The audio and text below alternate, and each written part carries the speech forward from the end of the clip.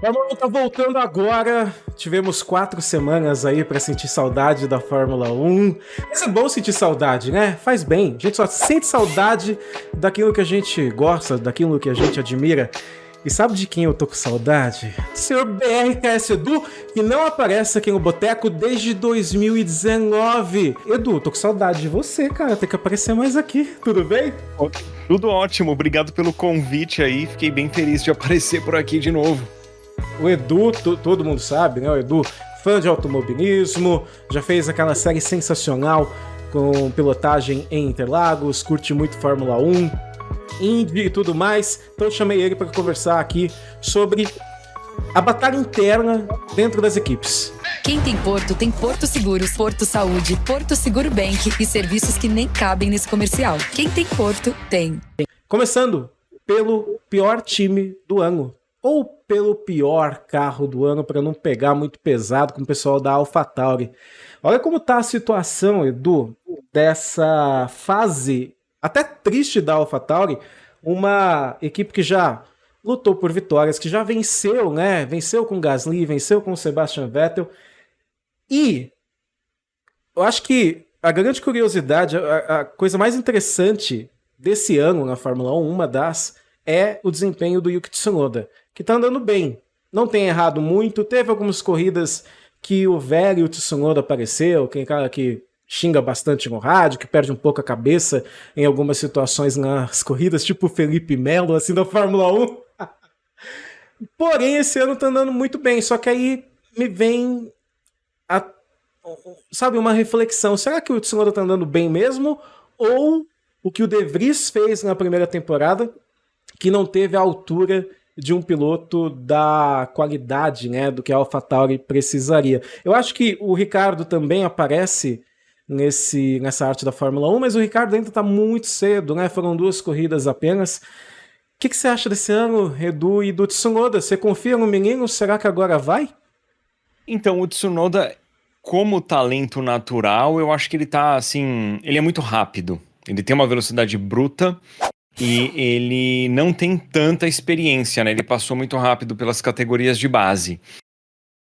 O que eu sinto com o Tsunoda é que ele não é, pelo menos não era muito maduro, né? Isso a gente percebe até pelo Drive to Survive, pelas atitudes dele publicamente. Ele teve que meio que amadurecer na raça e parece que não por vontade própria, né? Mas ele foi forçado a ser um pouco mais maduro. Eu sinto que, novamente, então, ele tem velocidade bruta, ele precisa, na verdade, amadurecer não só naquilo que a gente vê, mas também no lado que a gente não vê. Provavelmente de briefing, né? Briefing pós-corrida, de treino, enfim. A parte também de administrar a corrida. Eu acho que ele tem um potencial grande de Fórmula 1. Eu não acho que ele fez feio quando ele era companheiro do Gasly. E o Gasly é um piloto que eu considero bom. Eu não acho absurdo, mas também não acho fraco. E eu acho que o De Vries, sim, era muito fraco. E... cara, eu não sei você, mas eu sempre tive a impressão de que ele é muito fraco, sabe? E ele andou bem na Williams ano passado e conseguiu a vaga. Acho que até por mérito, por ele pegar o carro e de primeira ir bem. Mas ele sempre foi muito fraco, né? Apesar dele ser campeão de Fórmula 2 e Fórmula E, ele ficou muito tempo na Fórmula 2 e... enfim, ele tomou um pau do Tsunoda. Não acho que surpreendeu a galera do paddock, sinceramente. E eu acho que o Tsunoda tá andando ok. Eu acho que o Ricardo vai ser uma boa referência conforme ele tiver mais experiência com o carro. Não sei, o carro é fraco mesmo, né?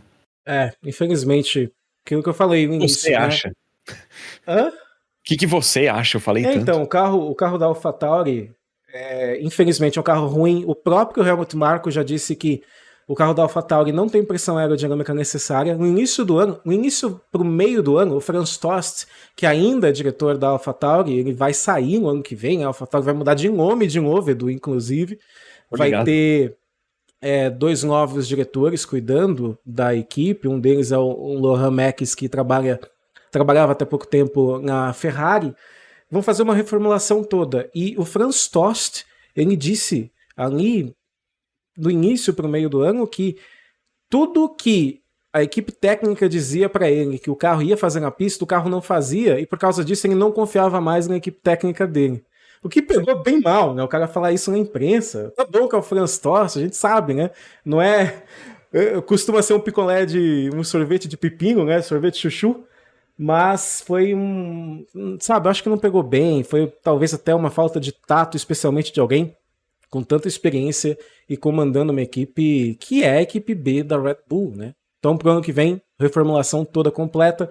E a situação do Tsunoda, eu acho que ela pode estar um pouco maquiada, viu? Talvez a falta de um piloto à altura do lado dele faça com que ele tenha menos pressão na equipe, que ele erre menos e por aí vai. A gente sabe, né? Tem piloto que às vezes você bota uma pressão a mais, o piloto começa a errar bastante. Então, nesse sentido no que você falou, eu acho que faz sentido, assim, ele estava vencendo fácil o De Vries, portanto, ele não tinha pressão psicológica, ele não tinha pressão também de entrar num quali e ter que arriscar o 100%, sabe? Isso. Ele podia ficar no 99% ali, que ele não bate e classifica à frente do companheiro, né? Então, assim, realmente, isso faz diferença. Nas primeiras 4 corridas da temporada, ele consegue 2 pontos, né? A AlphaTauri, como a gente viu, tem 3 pontos, os 3 do Tsunoda. E nas outras 2 corridas, das 4 primeiras ou das 5 primeiras, ele chega na 11ª posição também, batendo na trave. Então foi um início de ano muito bom. Eu acho que a primeira corrida que o Tsunoda comete erros, e mesmo assim eu não pego muito pesado com ele, porque todo mundo praticamente errou, foi Mônaco, que começou a chover do meio para o final. Então, uma boa primeira parte de temporada do Tsunoda na AlphaTauri, mas é aquela questão, talvez ele não tenha ao lado dele um piloto que coloque pressão em cima. Por isso que quando alguém fala, o Tsunoda pode ser o substituto do Pérez na Red Bull, não acho que isso vai acontecer. Não vejo o Tsunoda na Red Bull. Mas eu vejo o Tsunoda como um dos poucos pilotos do grid que segue ficando mais rápido, sabe? Que eu, pelo menos, tenho a impressão que com a maioria dos pilotos, quando eles chegam na Fórmula 1, talvez durante a primeira temporada, na segunda temporada, eles fiquem um pouquinho mais rápidos. Depois parece que eles estagnam, né? O Tsunoda é um que eu vejo evoluindo, sabe? Mas mesmo assim, ele evolui ele entra na Fórmula 1 em 2019, eu acho, se eu não estou enganado. Não, 2020, né? Eu acho que é 2020, que essa aqui, acho que essa não é a terceira temporada dele? Isso, é a terceira temporada dele. É 2021, ele fez 21, 22 e agora 23. Então, 20, 21, 22, 23, né? Seria a 4ª temporada em 3 anos, e mesmo assim eu acho que, sabe, talvez seja tempo demais até. Eu acho que se ele talvez não fosse piloto Honda, eu não sei se a AlphaTauri teria tanta paciência assim com ele. Então só para... Ele fez 21, 22 e agora 23. Boa, 20, a AlphaTauri ainda tinha o Gasly e o Kvyat, né? Não sei. Aí peguei, eu achei que você tava com a colinha aberta, mas enfim. Olha só, em corridas versus o De Vries foi um 9-2 versus o Ricciardo o Ricciardo fica perdendo também 9-1, né? Questão de posições. Classificação 9-2, 9-1 em relação ao Ricciardo, pontos 3-0 em comparação aos dois. Lembrando que o Ricciardo tem 2 corridas só. Pontos 3-0. A melhor posição do Tsunoda no 10º lugar, do De Vries no 12º, do Ricciardo no 13º. A posição de classificação melhor no grid, uma 8ª posição do Tsunoda, uma 12ª do De Vries e uma 13ª do Daniel Ricciardo. Vamos na próxima. Agora a gente vai para Alfa Romeo, porque o Bottas está vivendo a vida, né, Edu? Tá fazendo a festa, virou um meme ambulante, e tem o Joe do lado. O Joe, muita gente criticou quando ele entrou na Fórmula 1, mas ele tinha alguns desempenhos interessantes nas categorias de base. Eu não sei se o Bottas perdeu um pouco de desempenho ou se o Joe tá ganhando, ou talvez as duas coisas. Bem provável, inclusive, que sejam as duas coisas. É triste ver a Alfa Romeo tão má posicionada assim no campeonato, mas ao mesmo tempo tá interessante ver essa disputa entre um piloto super maduro, super experiente, contra o Joe, que ainda é novo na categoria, mas mesmo assim tá fazendo um campeonato interessante, né? Tá conseguindo enfrentar o Bottas de uma certa forma no campeonato. Engraçado que, assim, na minha lembrança, tava bem mais equilibrado do que o gráfico mostra, né? Que o gráfico claramente é tendencioso pro Bottas,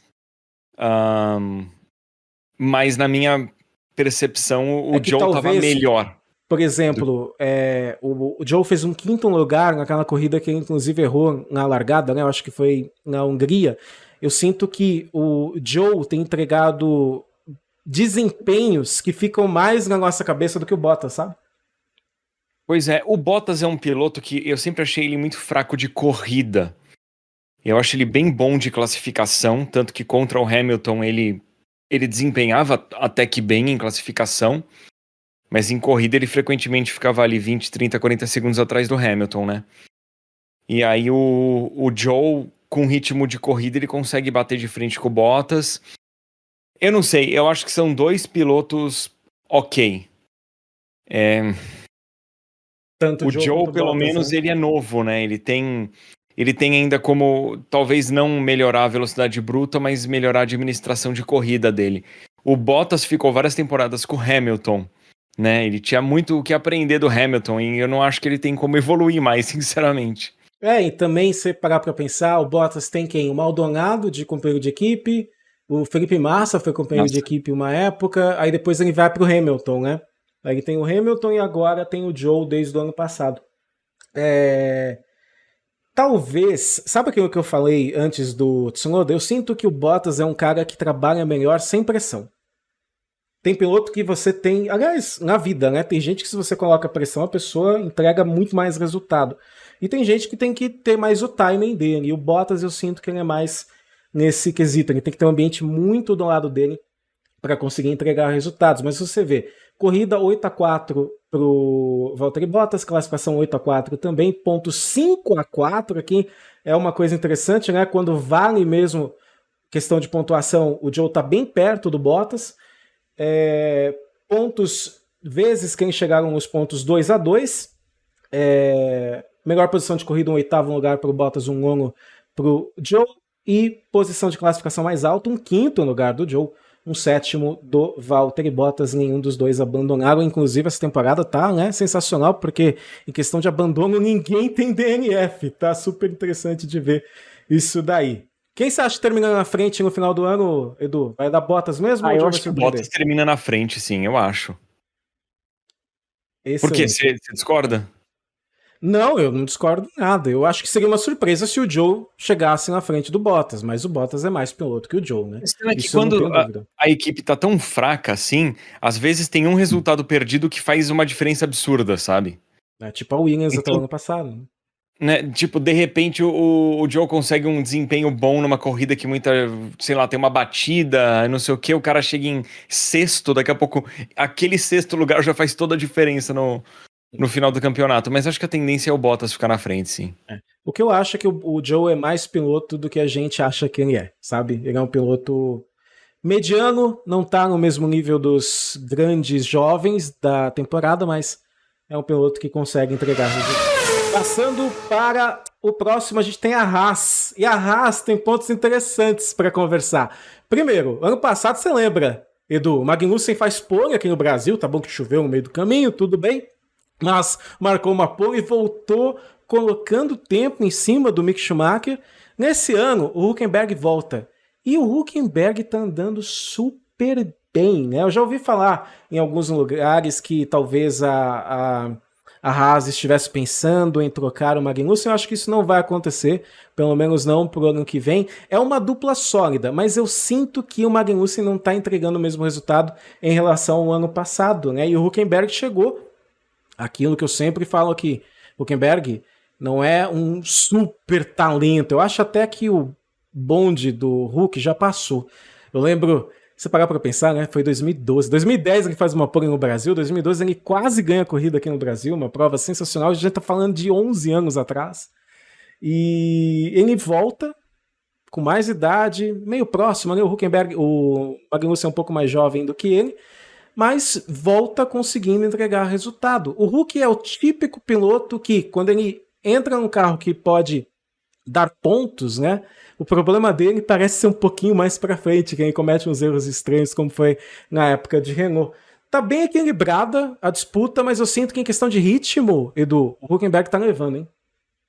Então, o que eu sinto é que o Hülkenberg, ele é muito bom na classificação com esse carro da Haas, o que a gente consegue ver pelo gráfico, e daí, em função disso, ele consegue na corrida ficar na frente. Mas eu acho que em ritmo de corrida eles acabam sendo equilibrados. Só que uma coisa é você largar com uma Haas em oitavo e outra é você largar em 15º, né? Lembrando Então eu acho que que o Hulk acaba tendo essa pontuação consideravelmente melhor, simplesmente porque os dois indo parecido na corrida, o Hulk fica na frente tranquilo por causa da classificação, né? E para piorar a situação, a Haas em ritmo de corrida, tá? Ritmo de corrida, eu acho que é o pior carro do grid.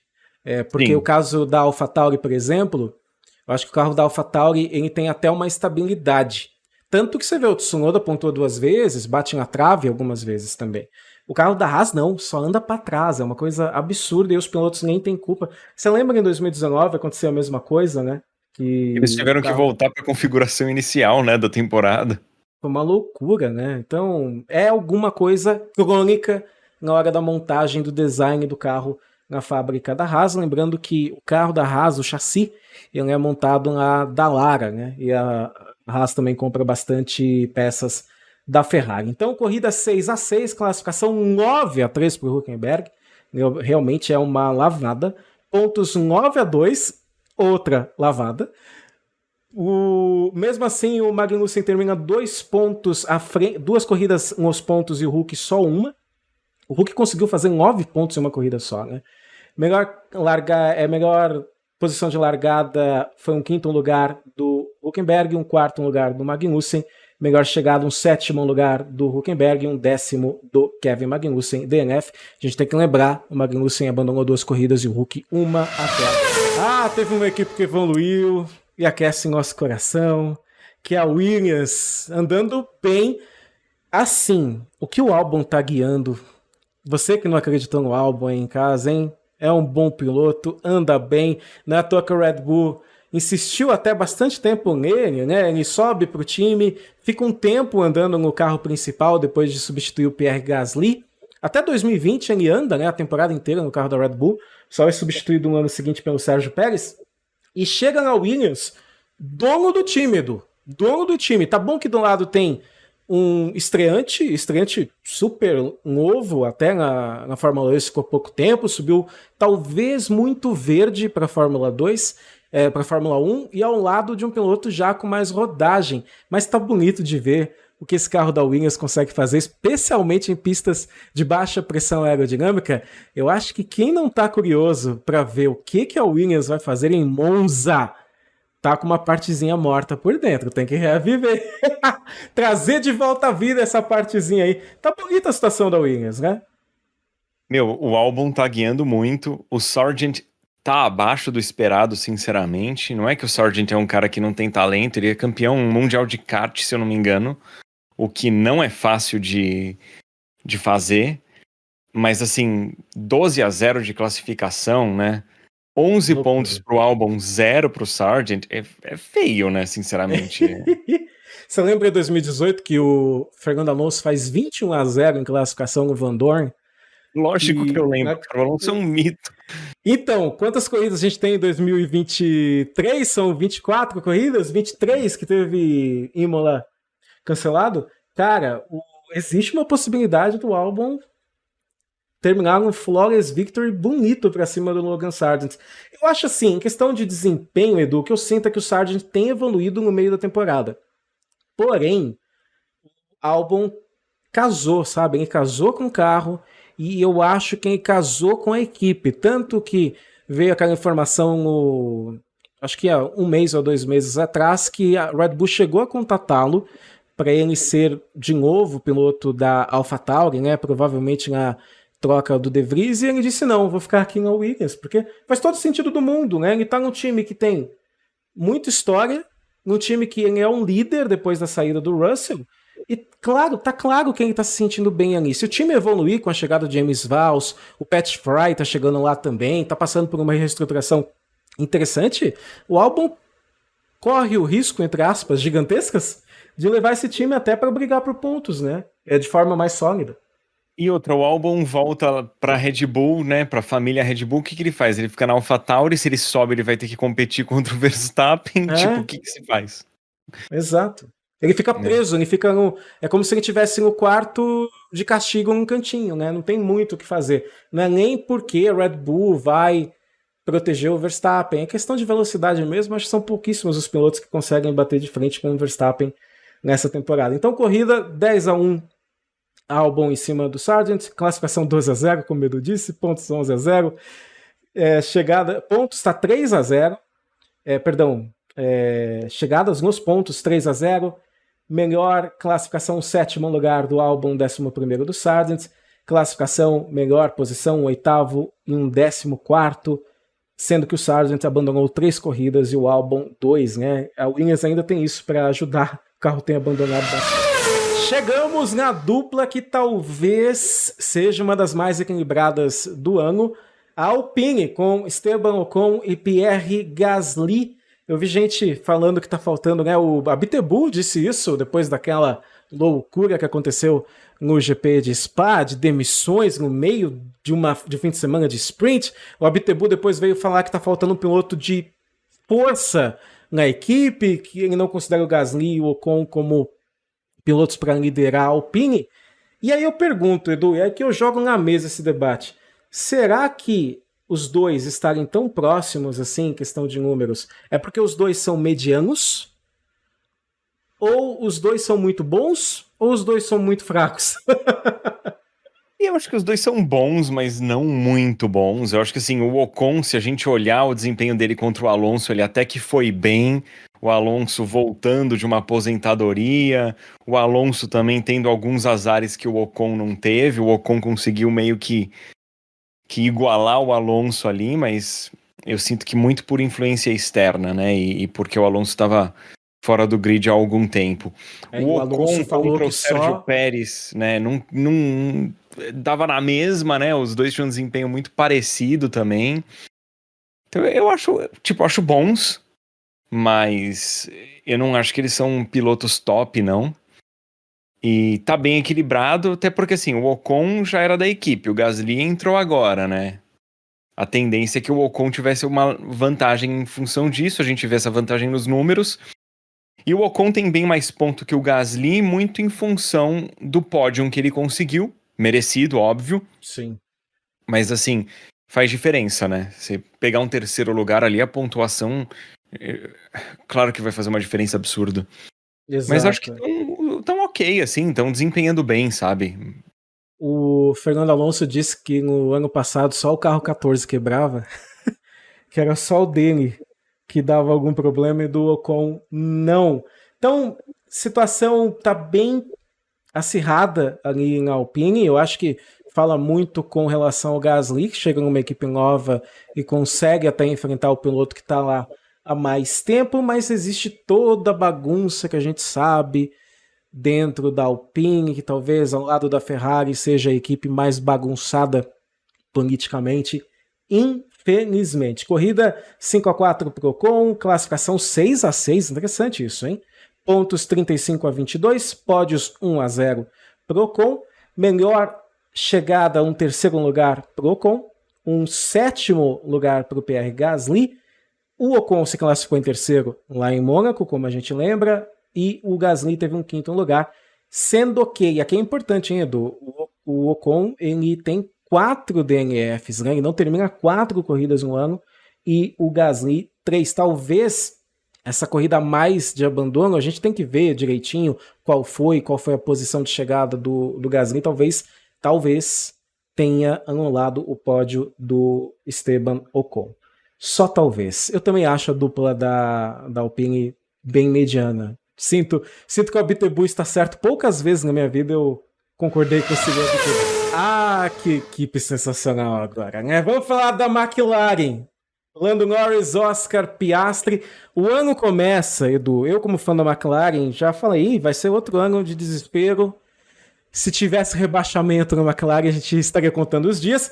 Mas, de uma forma até, talvez uma das formas mais surpreendentes da história da Fórmula 1, o carro da McLaren renasce ali depois da Áustria, depois das atualizações, E talvez hoje seja o segundo melhor carro do grid na Fórmula 1, com o Piastri andando muito bem e o Norris também. É bom lembrar que as atualizações chegaram primeiro no carro do Norris e depois foram chegando no carro do Oscar Piastri.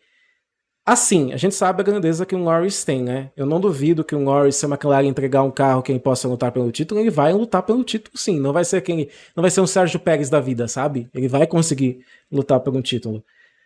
Eu acho que fala bastante do que o Piastri tem feito, especialmente nas duas corridas, né? O que ele faz na Áustria, o que ele faz até em Silverstone, se eu não estou enganado, foram boas atuações e talvez a McLaren, pela primeira vez depois da saída do Carlos Sainz, tenha dois pilotos bons, né? E eu, como fã do Ricardo, falo isso com dor no coração. Sim, eu acho que é bem relevante mencionar que o Piastri ficou um ano parado, né? Porque ele não correu ano passado, ele é campeão das categorias de base logo de cara. Quando ele chega na categoria, ele vence. E ele é um piloto que é bem pé no chão. Você percebe por entrevista que ele fala, não, o Norris tem um ritmo de corrida melhor, ele admite que o Norris está mais rápido, o que eu acho que é bem positivo, né?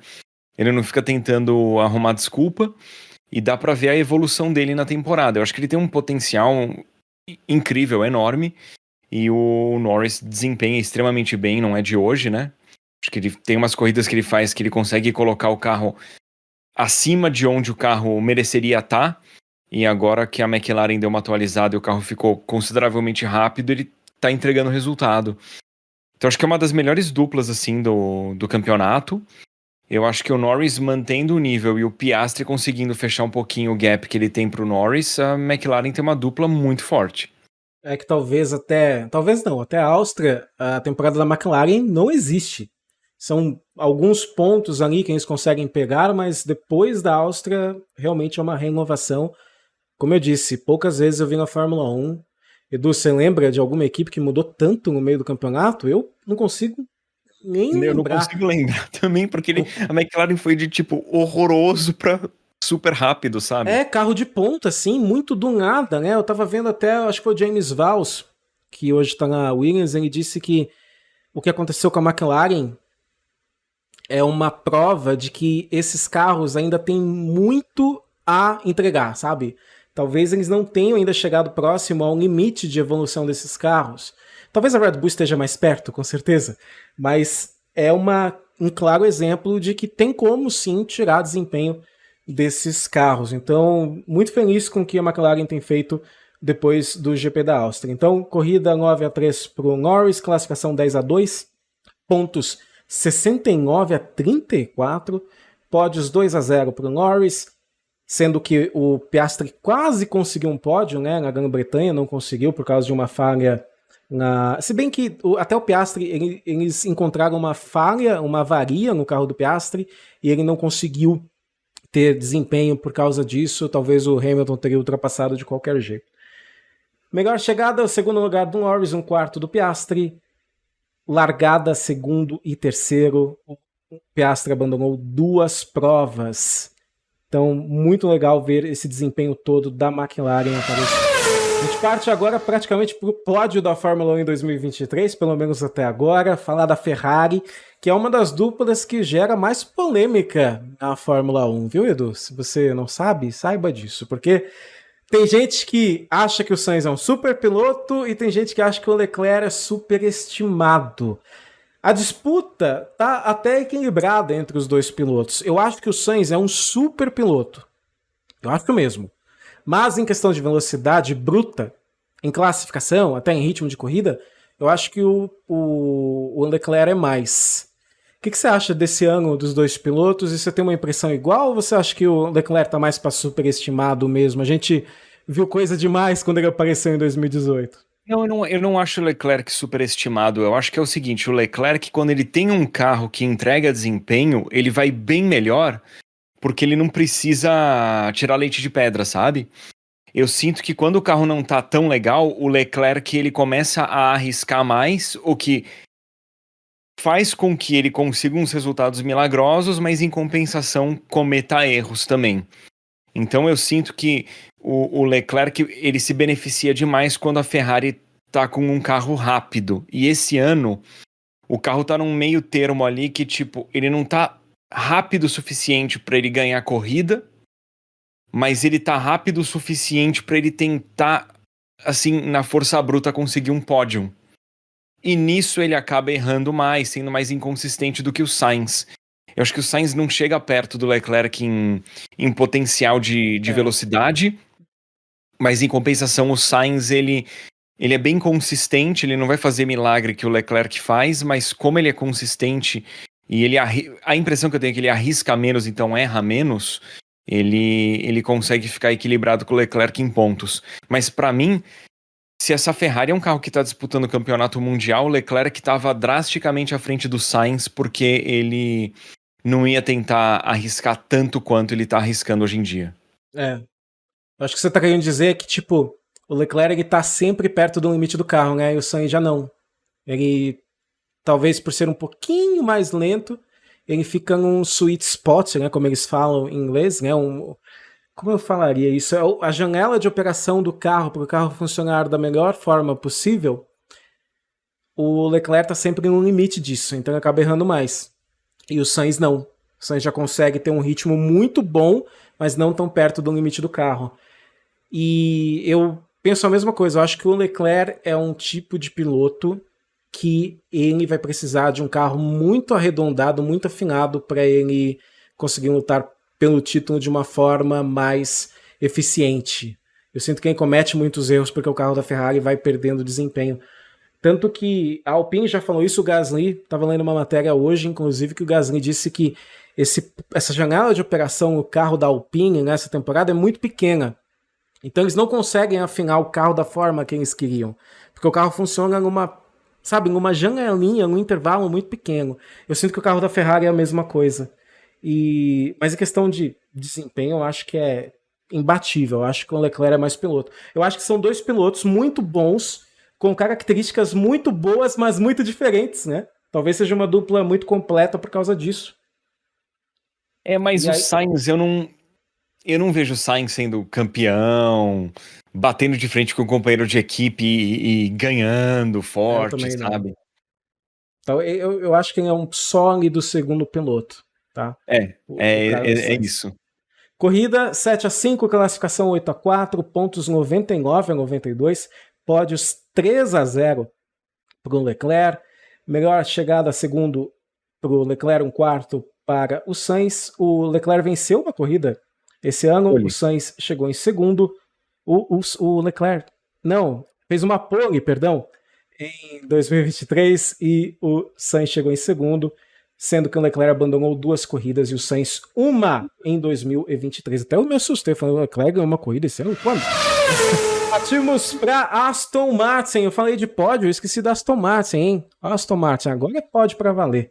Alonso e Stroll. Edu, faça as honras, porque seu conterrâneo aí tá complicada a situação, hein? Eu sabia que ele ia apanhar, mas eu não achava que ia ser tão feio, sabe? Você não achava que ia ser tão feio? Putz, é que eu não sei, eu sou muito fã do Alonso, eu sou fã do Alonso porque ele é muito bom.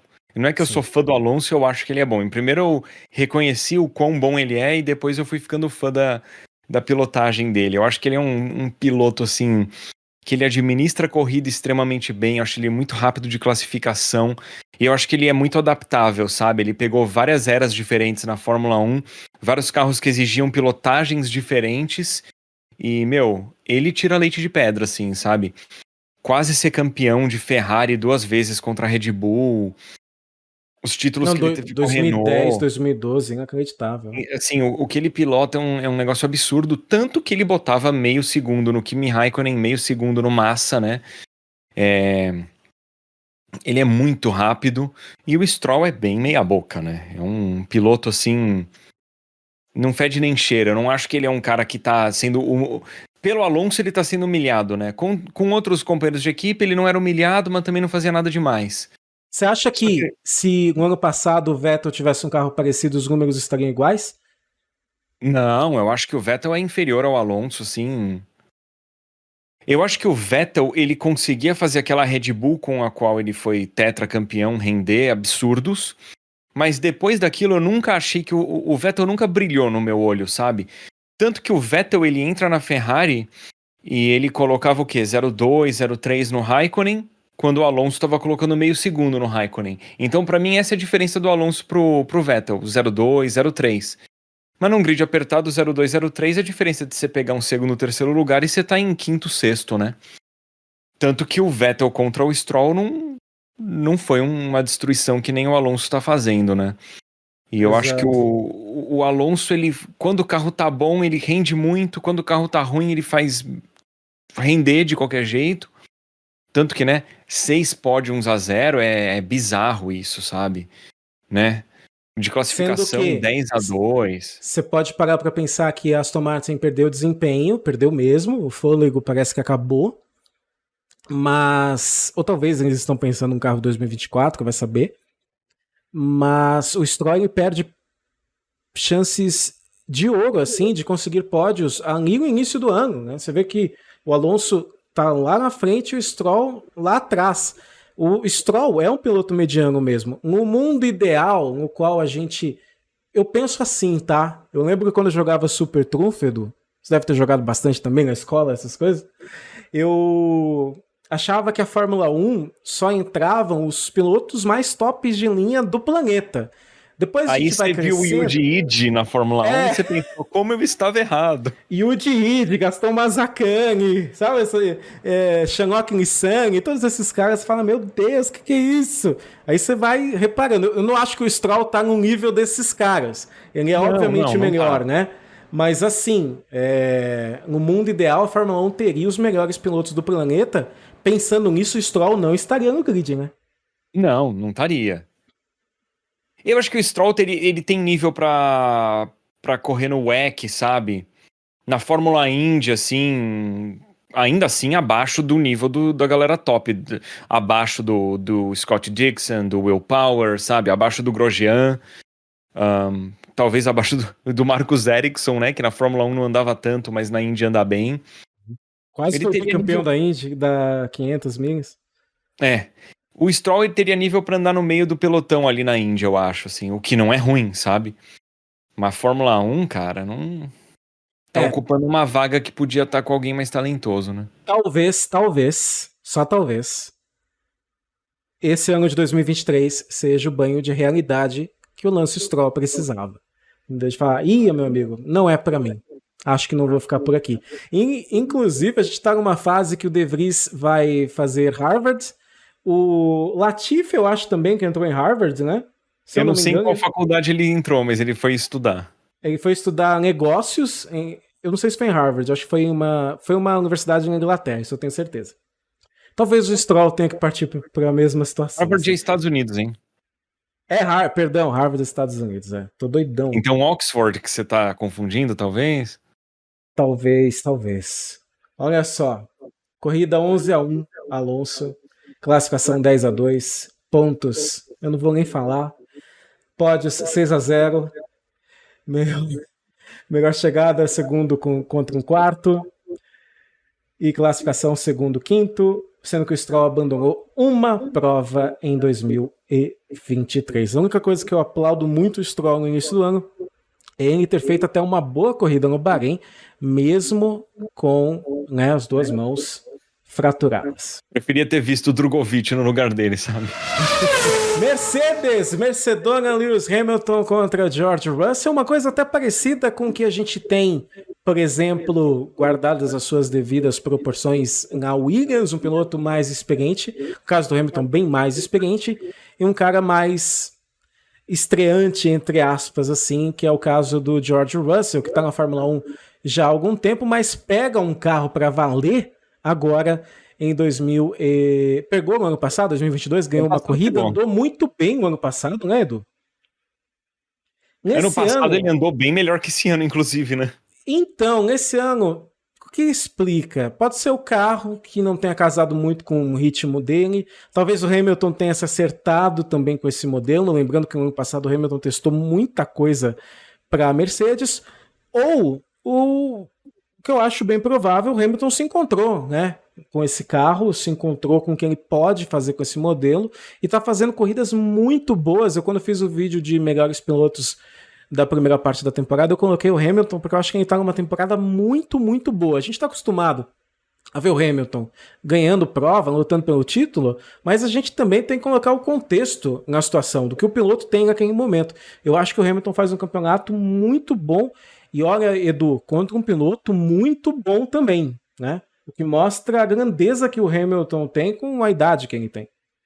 Então, eu acho que ano passado, em relação ao Hamilton, ele estava extremamente insatisfeito com o carro, e ele reclamava muito do porpoising do carro, né? O carro quicando. Isso. Coisa que não é mais um problema na temporada atual. Eu acho que essa temporada ele tá se sentindo mais confortável.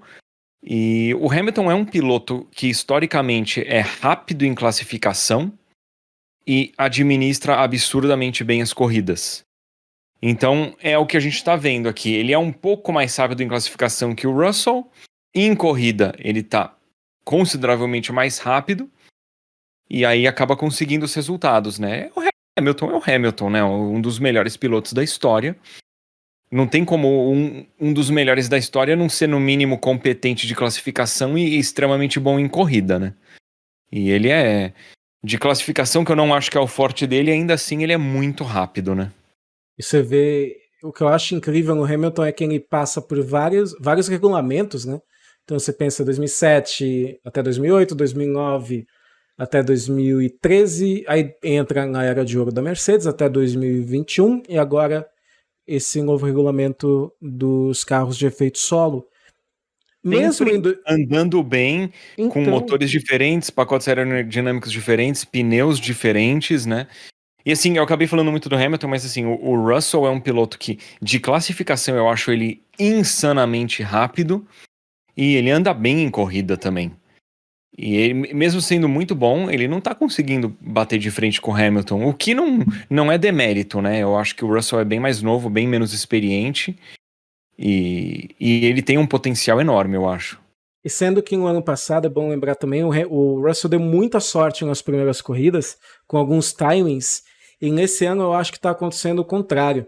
Isso às vezes acontece na Fórmula 1. Lembra 2017, o carro do Verstappen quebrava direto, você lembra? E aí em 2018 o carro começou a quebrar direto, foi o carro do Ricardo. Então às vezes acontecem essas coisas na Fórmula 1 aliás, do atleta, né? Tem ano que nada dá certo pro atleta às vezes, e nessa temporada o Hamilton parece que se encontrou dentro desse regulamento. Estou muito curioso para ver o que a Mercedes pode trazer pro ano que vem, porque eles disseram que encontraram qual é o problema do carro, mas eles não conseguem mudar por causa do teto orçamentário, porque eles teriam que fazer um novo chassi.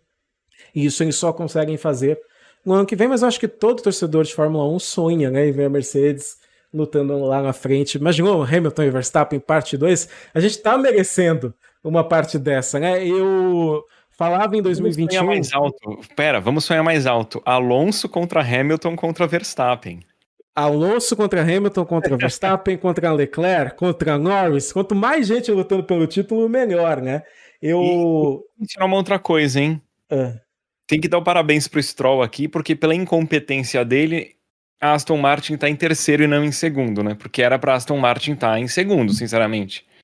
Se ele tivesse pegado mais pódio, né? Mais pontos, com certeza. Eu lembro que em 94, eu acho que a par das fatalidades, o fã de Fórmula 1 não viu uma disputa entre Schumacher e Senna. Teria sido uma disputa, assim, o multiverso. Todo dia eu passo um pouquinho nesse multiverso para tentar entender como seria.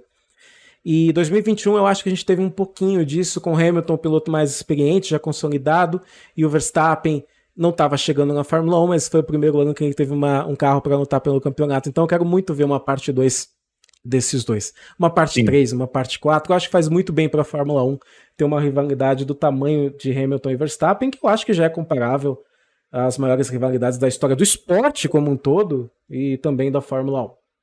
Então, corridas 9-3 Hamilton, classificação 7-5, pontos 148 a 99, lembrando que o Russell tem 2 abandonos, pódios 4-1, melhor chegada em corrida segundo contra um terceiro, melhor classificação, o Hamilton conseguiu uma pole na Hungria e o Russell tem o segundo lugar. E a nossa última equipe hoje é a equipe que vai ganhar mais um campeonato, vai ganhar campeonato de construtores, o Verstappen vai se tornar tricampeão mundial, é só questão de tempo.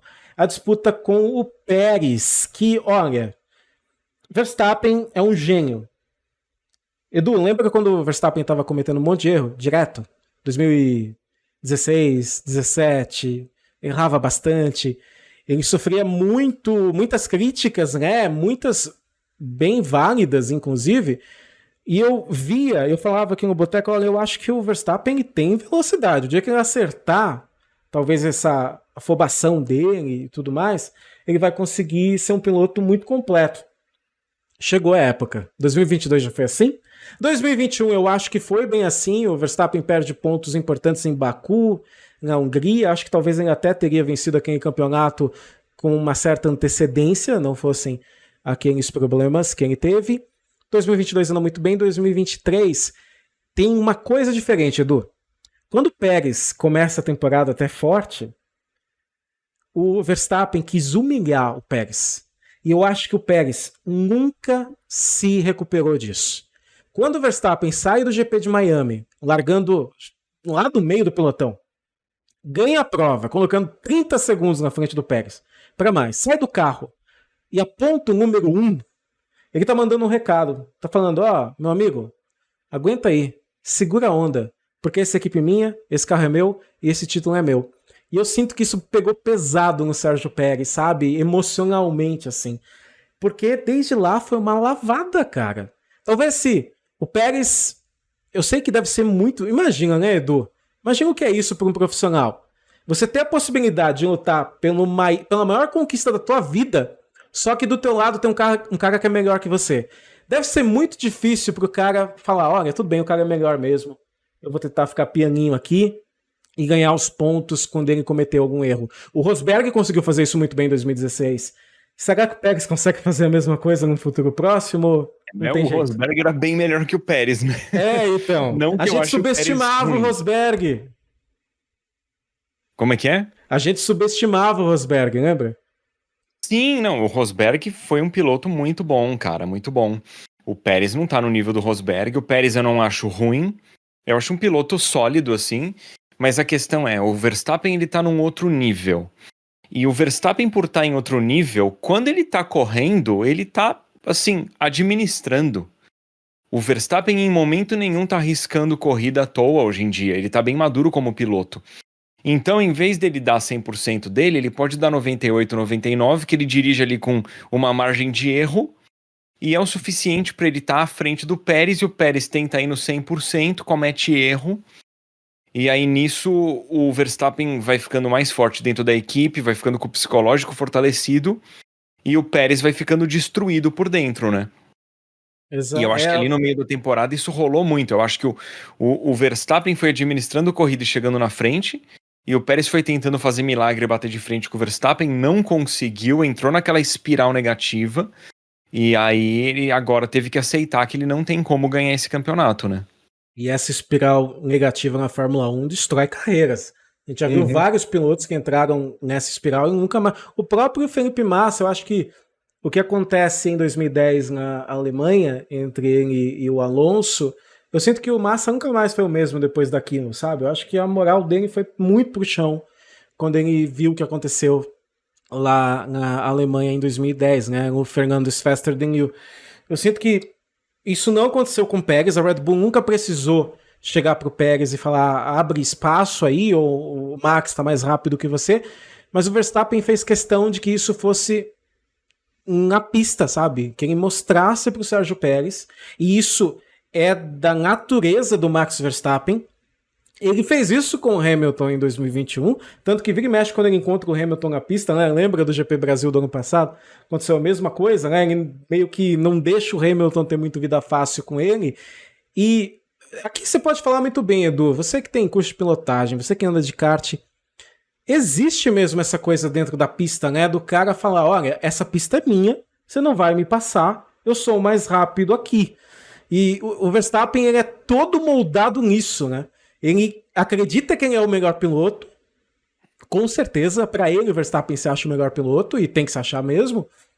E ele vai falar dentro da pista, cara, ninguém vai ganhar de mim aqui, porque eu sou o maior e vou mostrar para todo mundo, né? Isso faz a diferença na pista?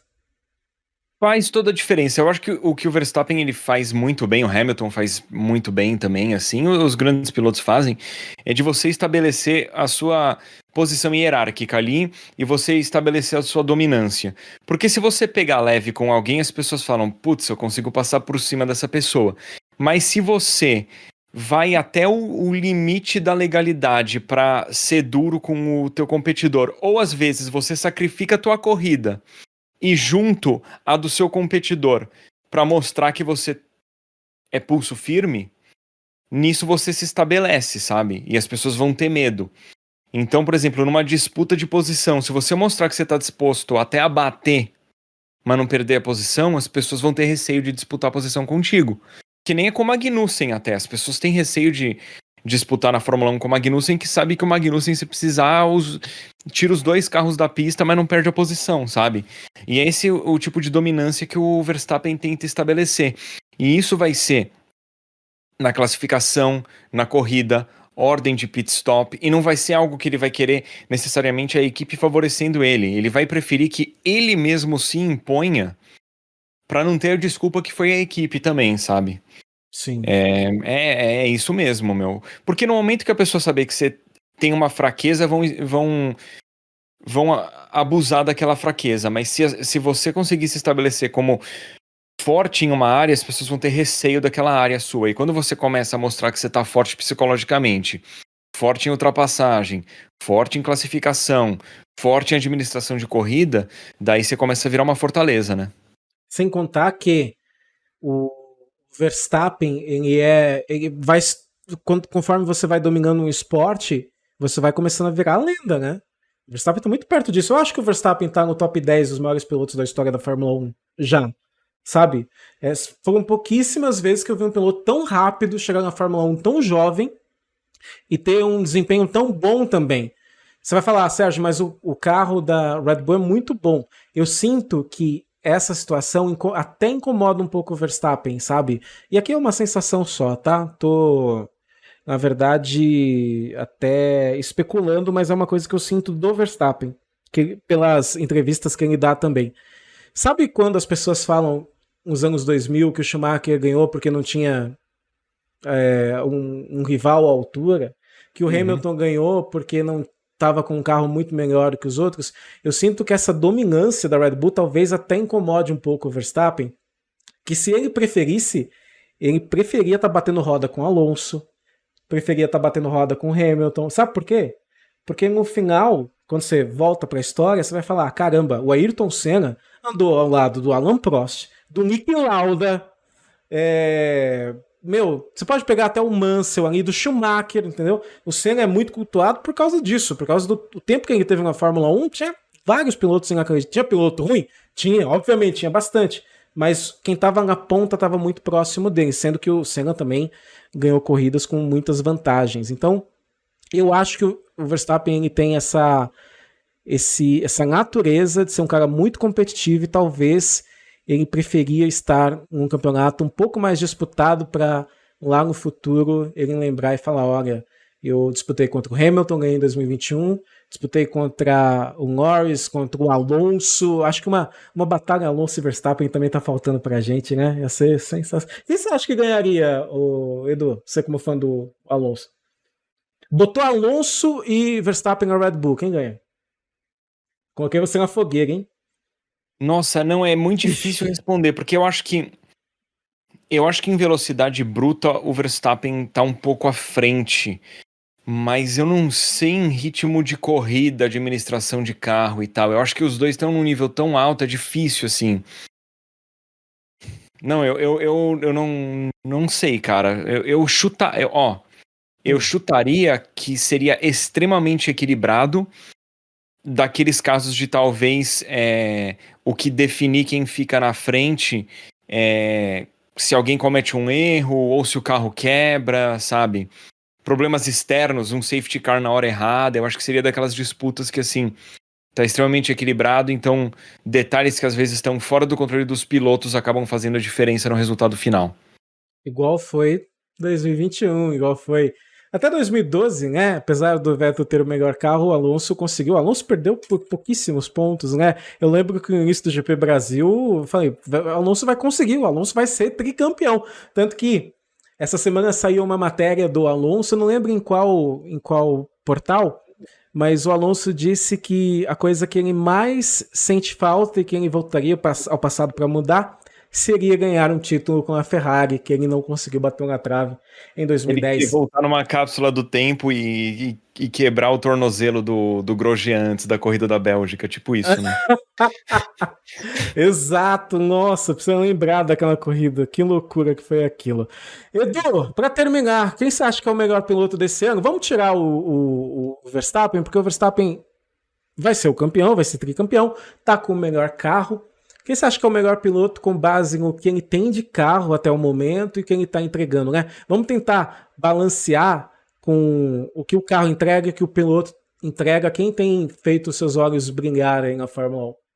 Ah, definitivamente o Alonso, porque eu acho que a Aston Martin no início do campeonato estava com um carro bem rápido, ficava ali entre segundo, terceiro, quarto, né, carro mais rápido, mas estava muito próximo ali, né, Aston Martin, a Ferrari e a Mercedes, e eu acho que ali a pilotagem dele, ele no braço fez a diferença para ele conseguir tantos pódios, tantos pontos, tanto que a gente vê no comparativo com o Stroll a monstruosidade de diferença ali. Eu acho que o Alonso tá brilhando muito, mas se eu pudesse mencionar também aí o Albon como um piloto que tá desempenhando extremamente bem, eu acho que a gente precisa, né, dar crédito a ele, porque ele tá dominando fortíssimo na equipe dele. Certeza. Gente, lembrando, ó, Fórmula 1 volta esse final de semana, Grande Prêmio da Holanda. Bem provável que o Verstappen passeie de novo nesse final de semana. É um circuito que é a cara do carro da Red Bull. Então não deve ter maiores segredos e mistérios, na verdade. Mas vai ser legal ver segundo carro, tá? Como que a McLaren vai andar, como que a Mercedes vai andar nesse final de semana. E uma coisa importante, é a última corrida com atualização dos carros grandes, tá? Depois só 2024. Então vamos acompanhar para ver qual será a evolução e como que os carros guiarão nessa prova. Edu, muito obrigado por participar, tá bom? Como sempre, é um prazer ter você aqui. Eu já falei para você, sou super seu fã e é um prazer ter você aqui no canal. Igualmente, muito obrigado. Excelente. Gente, ó, não esquece de deixar o like, de se inscrever no canal do Edu, se você não conhece, pelo amor de Deus, né? Sai da caverna aí. Eu vou deixar também o link aqui na descrição. Gente, como sempre, muito obrigado pela sua audiência, pela sua paciência e até o próximo vídeo. Tchau.